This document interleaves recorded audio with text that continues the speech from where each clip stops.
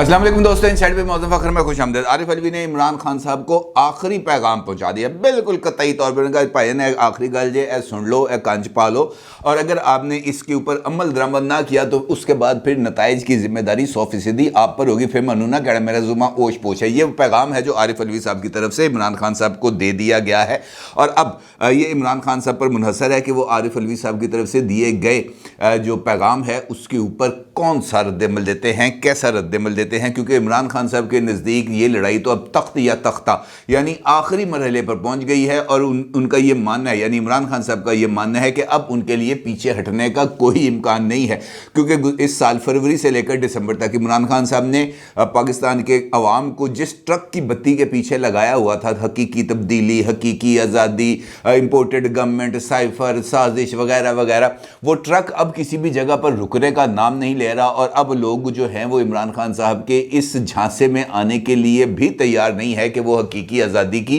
या हकीकी तब्दीली की जंग लड़े हैं। उनका ये मानना है कि ये बंदा तो पाई अपने पैरों पर वजन नहीं पाता, तो इसकी बात के ऊपर कहाँ तक जाकर एतमाद किया जा सकता है। और ये वो सूरत हाल है जिसके ऊपर सदर पाकिस्तान जनाब आरिफ अलवी साहब ने इमरान खान के साथ दूबदू होकर बात करने का फैसला भी कर लिया है, और उन्होंने रिकॉर्ड मुरतब किया। बाज़ाब्ता तौर पर पूरा एक चार्ट उन्होंने बनाया और जो उन्होंने इमरान खान साहब को भिजवाया, और उन्होंने बताया कि जनाब ये देखें, ये आप कहाँ से स्टार्ट लिया था आपने और आप कहाँ तक पहुँच गए हैं, कितने आपने जलसे किए हैं, लोगों को आपने निकालने की कोशिश की है, 2 लॉन्ग मार्च किए हैं, और आपने अपनी जो मकबूलियत का जो तासुर कायम करने की कोशिश की थी, वो तासुर अब आहिस्ता आहिस्ता ज़ाइल होता चला जा रहा है। ख़ास तौर पर ये तोशा खाना, घड़ी की फ़रोख्त और ये जो साइफर बयानिए के ऊपर जो उनकी ऑडियो लीक्स आई हैं, उनने काफ़ी हद तक इमरान खान साहब के जो बयानिया है उसको ज़क पहुँचाई है। लेकिन इमरान खान साहब का ये मानना है अभी तक कि जनाब मेरा जो मकबूलियत है वो बदस्तूर कायम है, और ये जो असम्बलियों की तहलील है ये वो आखिरी कार्ड है, यानी खैबर पख्तूनख्वा और पंजाब असम्बलियों की तहलील ये वो आखिरी कार्ड है जिसके नतीजे में वो अपने जो मतलूबा नताइज हैं यानी आम इंतखाबात की मंजिल वो हासिल कर लेंगे, और उसके नतीजे में वो इक़्तिदार में आ जाएंगे। अब ये जो लड़ाई है इनफैक्ट वो सिर्फ़ और सिर्फ इक़्तिदार में आने की लड़ाई है, जिसके लिए मुख्तलिफ़ कंधों को इस्तेमाल किया जाता है और मुख्तलिफ़ बयानियों की तश्कील की जाती है। लेकिन सूरत हाल यहाँ पर भी कुछ बेहतर नज़र नहीं आ रही, और इमरान खान साहब के जो पंजाब के अंदर जो इत्तेहादी जमात है मुस्लिम लीग काफ, वो बज़ाहिर तो इमरान खान साहब के साथ खड़े होते हुए नज़र आ रहे हैं, लेकिन हकीकी तौर पर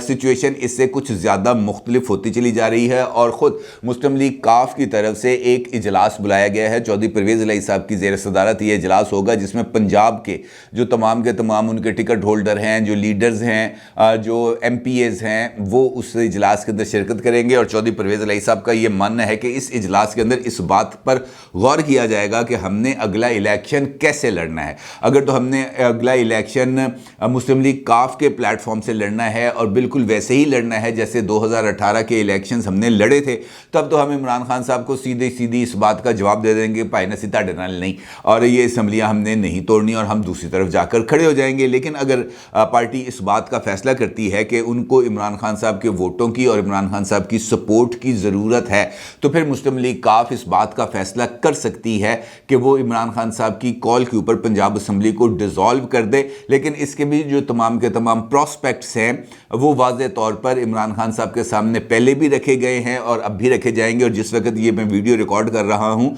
उस वक्त ये खबर जो है वो ज़ेर गर्दिश है कि चौधरी मोहम्मद सलाई साहब अब से कुछ देर में ज़मान पार्क पहुँचेंगे, और ज़मान पार्क जाकर वो इमरान खान साहब से मुलाकात करेंगे और अपनी पार्टी का हतमी मौक़िफ़ उनके सामने रखेंगे। क्योंकि ख़ुद ये बात चौधरी मोहम्मद सलाई साहब भी कह चुके हैं कि उनको 3 महीने चाहिए ये जो काम उन्होंने शुरू किए हैं, ख़ासतौर पर तरक्याती मंसूबे उनको पाए तकमील तक पहुँचाने के लिए। और चौधरी परवेज़ इलाही साहब भी ये बात कर चुके हैं कि जनाब हमें मार्च तक हम असम्बलियों को डिसॉल्व नहीं कर सकते। अब ये वो कशमकश है जहाँ पर आके इस वक्त सिचुएशन फंसी हुई है। ख़ुद प्रेसिडेंट आरिफ अलवी साहब का ये मानना है कि जनाब मौजूदा हालात में हमें मुज़ाकरात की टेबल पर आना चाहिए, ना कि हम जो है वो मुल्क को अदम इस्तेहकाम का शिकार करें। और इसलिए इमरान खान साहब के लिए भी फाइनल कॉल प्रेसिडेंट अलवी की तरफ से गई है, और उनकी तरफ से ये बात उनको बावर कराने की कोशिश की गई है कि जनाब ये वाला फ़ैसला ना करें, ये फ़ैसला बिल्कुल वैसे ही बैकफायर करेगा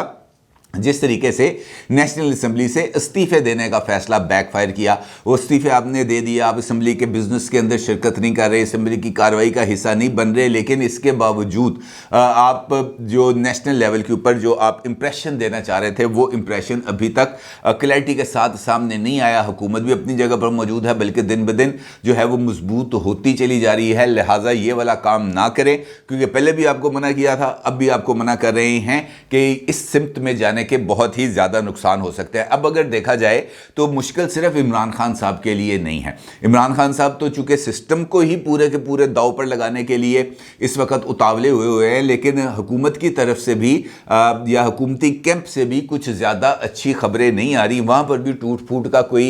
इम्कान नज़र आ रहे हैं, कुछ आसार पैदा हो रहे हैं। और शायद यही वजह है कि शेख रशीद अहमद साहब ने जो आज अपना एक ट्वीट किया है, उसके अंदर उनका ये कहना है कि जनाब अमूमी तौर पर तो वो ये 15 दिन 20 दिन की कहानी खेलते रहते हैं, वो ये वाले फिलर्स छोड़ते रहते हैं, लेकिन इस मरतबा उनका ये कहना है कि 15 दिसंबर से 30 दिसंबर तक की डेट्स इंपॉर्टेंट है और कौम तैयारी कर ले, नए इलेक्शंस होने जा रहे हैं। लेकिन सवाल ये पैदा होता है कि क्या वाकई ही, क्योंकि जिस तरह मैंने आपकी खिदमत में गुजारिश की कि अगर प्रॉब्लम इमरान खान के लिए है तो प्रॉब्लम फेडरल गवर्नमेंट के लिए भी है, और इसके बड़े वाज़े इशारे मिल रहे हैं। कल फेडरल कैबिनेट का इजलास था और फेडरल कैबिनेट के इजलास के अंदर रिकोडिक जो मुआहदा है उसके जो मंजूरी है वो फेडरल कैबिनेट की तरफ से दी गई है। और दिलचस्प बात यह है कि फेडरल कैबिनेट में दो हुकूमती इत्तेहादी जमातों की वाज़े मुखालफत के बावजूद जो फेडरल कैबिनेट है उसने रिकोडिक मुआहदे की मंजूरी दे दी है। और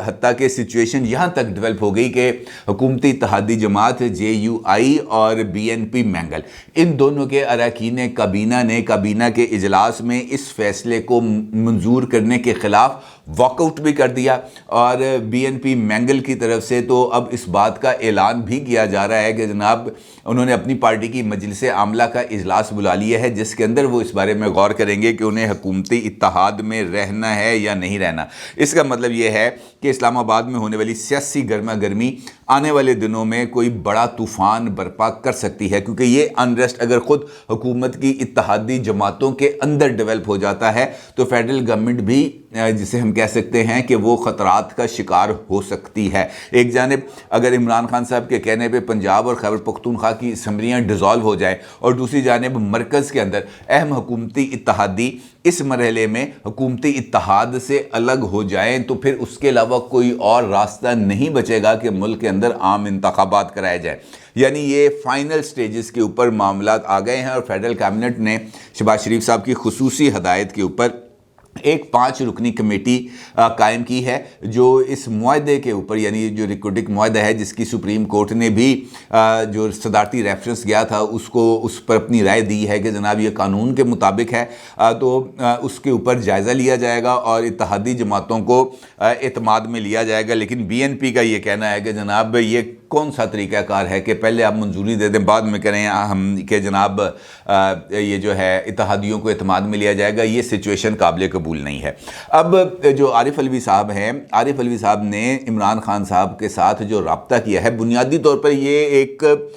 जो जैसे आप कह सकते हैं ना कि चाय की प्याली के अंदर तूफ़ान है या वाक़तन पानी उबलना शुरू हो गया है, ये अब इस बात पर गौर करना बहुत ही ज़्यादा ज़रूरी है। आरिफ अलवी साहब ने इमरान खान साहब को मुकम्मल डिटेल्स से आगाह किया है और उन्होंने बाकायदा तौर पर चार्ट्स के ज़रिए और जो डेटा है उसके ज़रिए इमरान खान साहब को बताया है कि जनाब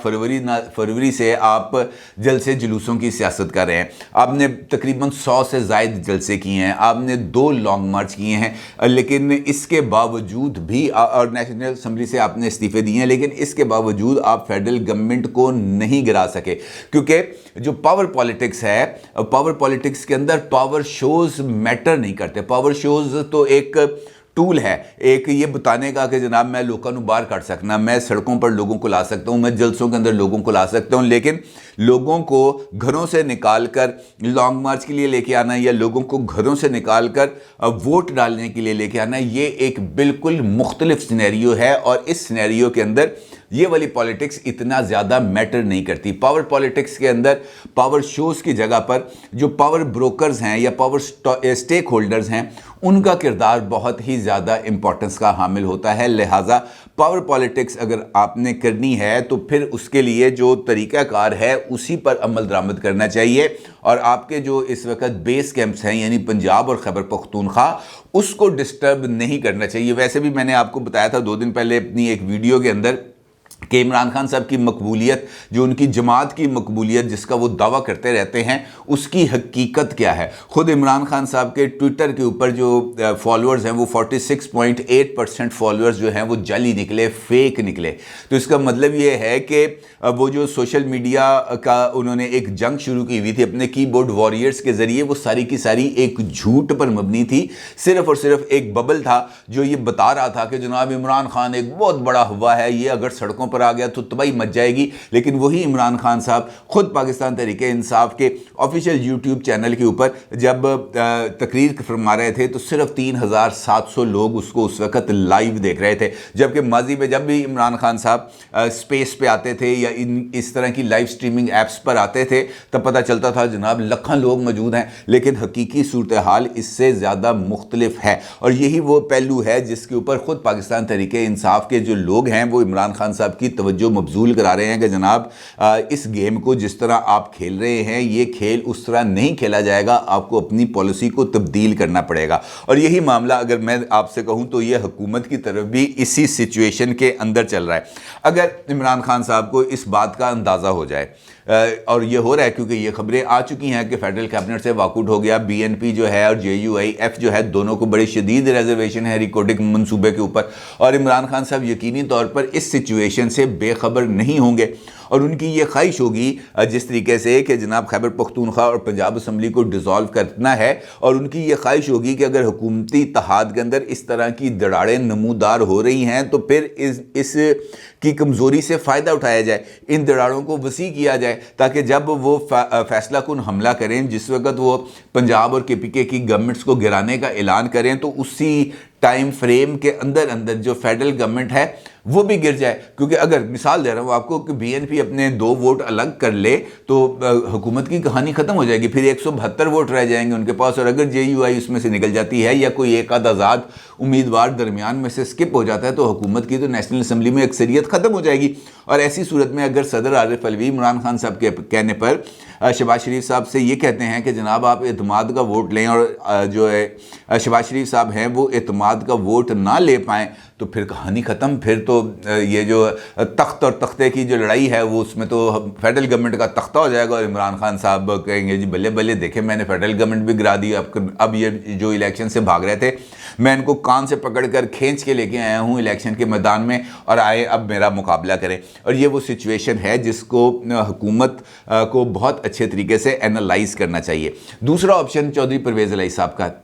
اب چودھری پرویز الہی صاحب بھی ایک جس طرح ہم کہہ سکتے ہیں کہ اس والی پاور پالیٹکس کے اندر ایک امپورٹنٹ کردار کے طور پر سامنے آ رہے ہیں. اور جس طریقے سے میں نے بتایا آپ کو کہ انہوں نے اپنی پارٹی کا اجلاس بلا لیا ہے اس بات کا فیصلہ کرنے کے لیے کہ ہمیں عمران خان کے ساتھ رہنا ہے یا عمران خان کے ساتھ نہیں رہنا. اور اگر نہیں رہنے کا فیصلہ ہوگا تو پھر ان کے پاس جو آپشن بچے گی وہ یقینی طور پر پنجاب میں مسلم لیگ نون اور پیپلز پارٹی بچے گی, اور انہی دونوں جماعتوں کے ووٹ لے کر وہ چیف منسٹر کے عہدے پر برقرار رہ سکتے ہیں. لیکن سوال یہ پیدا ہوتا ہے کہ کیا اس مرتبہ مسلم لیگ نون ان کو قبول کرے گی, کیونکہ اسحاق ڈار صاحب کا جو کل انٹرویو میں نے دیکھا تھا ندیم ملک صاحب کے ساتھ وہاں پر تو یہ بات نظر آ رہی تھی اور اسحاق ڈار صاحب نے خود اس بات کا انکشاف بھی کیا تھا کہ جب اپریل کے اندر یہ تحریک عدم اعتماد والا معاملہ چل رہا تھا تو اس وقت آصف زرداری صاحب کے کہنے پر اسحاق ڈار صاحب نے نواز شریف صاحب کو آمادہ کیا تھا کہ آپ چودھری پرویز الہی صاحب کو چیف منسٹر بنا لیں. اور اب موجودہ حالات میں آصف علی زرداری صاحب نے بھی چودھری شجاعت صاحب سے کہہ دیا کہ جناب میں پچھلی دفعہ گل کر کے پھنس گیا تھا, اب اگر آپ نے پرویز الہی صاحب کو چیف منسٹر کنٹینیو کرانا ہے تو آپ خود بات کریں, میں اس مرتبہ درمیان میں نہیں آؤں گا کیونکہ پچھلی مرتبہ میری اچھی خاصی جو ہے وہ کہہ سکتے ہیں آپ کے جو ہے سبکی کا مجھے سامنا کرنا پڑا. اور اسی بات کا اظہار اسحاق ڈار صاحب نے بھی کیا, انہوں نے کہا جناب میں پچھلی دفعہ تو گل کر لی سی, اس دفعہ میں نے بات نہیں کرنی. تو اس کا مطلب یہ ہے کہ اگر چودھری پرویز الہی صاحب چودھری شجاعت صاحب کے کہنے کے اوپر جو ہے عمران خان کے کہنے پر پنجاب اسمبلی کو ڈیزالو نہیں کرتے تو پھر چودھری شجاعت حسین صاحب کو امپورٹنٹ رول پلے کرنا پڑے گا. اور اس سلسلے میں جس طرح میں نے آپ سے پہلے بھی یہ خبر دی تھی کہ چودھری شجاعت حسین صاحب لندن جانے کا پلان بنا رہے ہیں, تو پھر ان کا لندن یاترا ایویڈنٹ ہو جائے گی اور وہاں پر جا کر وہ نواز شریف صاحب کو آمادہ کریں گے چودھری پرویز الہی صاحب کے لیے. لیکن اگر چودھری پرویز الہی صاحب اور چودھری مونس الہی صاحب اس بات کا فیصلہ کرتے ہیں کہ نہیں جناب ہم نے عمران خان کے کیمپ میں ہی رہنا ہے, تو پھر اس کے علاوہ اور کوئی آپشن نہیں بچے گا کہ اس معاملے کو عدالتوں میں لے کے جایا جائے, کیونکہ سپریم کورٹ کے اندر ابھی ایک نظر ثانی کی درخواست موجود ہے وہ صدارتی ریفرنس پر, جس کے نتیجے میں چودھری پرویز الہی صاحب بن گئے تھے چیف منسٹر پنجاب. اور وہاں پر جو گراؤنڈز ہیں ان کی بنیاد کے اوپر کچھ اس طرح کا آپشن زیر غور ہے کہ جناب ایک درخواست کو سپریم کورٹ میں دوبارہ داخل کیا جائے جس میں کہا جائے کہ جناب پنجاب اسمبلی ٹوٹنا لیجئے اور ابھی تک آپ نے اس کیس کا نظر ثانی کیس کا فیصلہ نہیں کیا, تو برائے کرم چیف منسٹر پنجاب کو روکا جائے کہ جب تک یہ والا معاملہ جو ہے وہ سمٹ نہ جائے اس وقت تک آپ جو ہے اسمبلی ڈیزالو نہیں کر سکتے. اس طرح کی کوئی درخواست کے بارے میں مسلم لیگ نون بھی جو ہے وہ غور کر رہی ہے کہ یہ معاملے کو عدالت میں لے کے جایا جائے. اور یہی پہلو عمران خان صاحب کو بھی بتایا گیا ہے کہ جناب اس بات کی آپ کیا گارنٹی دیں گے کہ اگر پنجاب اور خیبر پختونخوا گورنمنٹ ٹوٹ جاتی ہے تو اس کے بعد فیڈرل گورنمنٹ الیکشنز کرا دے گی یا جو حکومت ہے وہ الیکشن کرا دے گی. کیا ایسا ممکن نہیں ہو سکتا کہ وہ کیئر ٹیکر سیٹ اپ کو ہی آگے بڑھا دیں؟ کچھ ان کے پاس کچھ نہ کچھ ایسی لیگل گراؤنڈز اگر ڈیولپ ہو جاتی ہیں, کوئی فائنینشیل ایمرجنسی لگا دیتے ہیں, کچھ اس قسم کی سچویشن کو ڈیولپ کر دیتے ہیں کہ نہ موجودہ حالات کے اندر الیکشنز نہیں ہو سکتے, تو پھر ہم نہ گھر کے رہیں گے نہ گھاٹ کے, کیونکہ نہ ہمارے پاس اسمبلی رہے گی, نہ ہمارے پاس یہ پروٹوکول رہے گا, نہ پولیس رہے گی, نہ سرکاری فنڈ رہیں گے. سارے کا سارا معاملہ جو ہے وہ لٹرم پٹرم ہو جائے گا, بالکل الٹ پلٹ کے رہ جائے گا اور ہاتھ میں آئے گا بٹیرا. تو کیا فائدہ ہے یہ سارے کام کرنے کا؟ بہتر یہ ہے کہ چیزوں کو ذرا سٹریم لائن کر لیا جائے, اس کے بعد اگر آپ کہیں گے تو اسمبلی کو ڈیزالو کیا جائے گا. اب یہ معاملہ آ گیا ہے میری نظر کے اندر, بال آ گئی ہے اب عمران خان صاحب کے کورٹ میں, اور عمران خان صاحب کو ہی اب اس بات کا فیصلہ کرنا ہے کہ انہوں نے کون سا فیصلہ لینا ہے. عارف علوی صاحب یا پرویز الہی صاحب کا مشورہ ماننا ہے, فواد چودھری یا اسد عمر کا جو ہے مشورہ ماننا ہے, یا انہوں نے وہ کرنی ہے جو ان کے دماغ میں سمائی ہے. اس کے علاوہ اب ان کے پاس کوئی اور آپشن نہیں رہ گیا, کیونکہ لوگ اب ٹرک کی بتی کے پیچھے بھاگنے کے لیے تیار نہیں ہیں. تو اس کا مطلب یہ ہے کہ یہ تخت اور تختے کی جو لڑائی ہے یہ اب فیصلہ کن مرحلے پہ آ گئی ہے, اور دیکھنا یہ ہے کس کو تخت ملے گا اور کس کو تختہ. اپنی رائے کا ضرور اظہار کیجیے گا. آپ کو بہت شکریہ. اللہ حافظ.